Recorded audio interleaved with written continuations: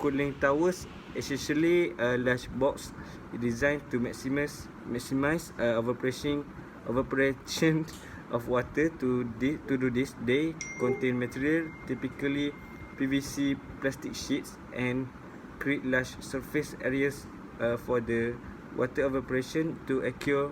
This material is what fills in the inside of the cooling tower and is called cooling tower fill. Large cooling towers, like those at nuclear power plants, rely on a natural draft or flow of air through the cooling tower. However, this is only effective on certain very large cooling towers. Most cooling towers use an electrical fan motor to create an air draft or airflow through the cooling tower. This type of cooling tower is called an induced or forced draft cooling tower. How does a cooling tower work? Evaporative cooling is a natural process that provides cooling, evaporating water into air. A good example of it is the sudden sensation of getting cold when we step out of a hot shower or misting fans used to help keep football players cool on the sidelines. While we are in the shower, our skin is wet and not readily exposed to air. But when we step out into the water, into the air, the water on our skin begins to evaporate and pull heat out of our bodies, and we feel the cooling effect. Cooling towers use this same principle of evaporative cooling to cool a continuous flow of water. My name is Wan Muhammad Fitri bin Yusof. My metric number is 01DKM 19F1196. I'm from section DKM 5E. So today I want to talk about cooling tower.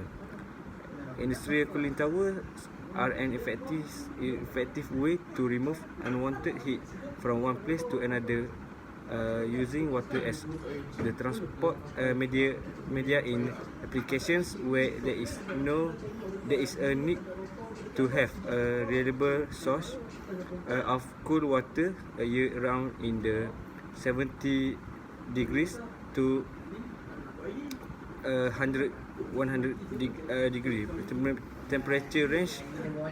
Cooling towers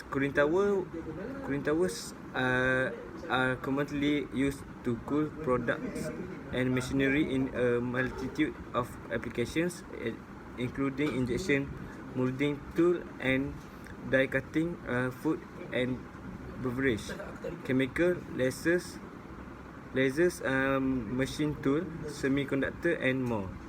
Why? There are a number of different manufacturers using various designs. All cooling towers operate using the principle of evaporative cooling. The floor vs cross floor cooling towers. There are two basic types of induced draft cooling towers. In a counterflow cooling tower, the air and water flow are counter to each other. In a cross flow cooling tower, the air and water flows cross. Counterflow cooling towers tend to have a smaller footprint and operating weight than cross-flow cooling towers. However, they tend to have a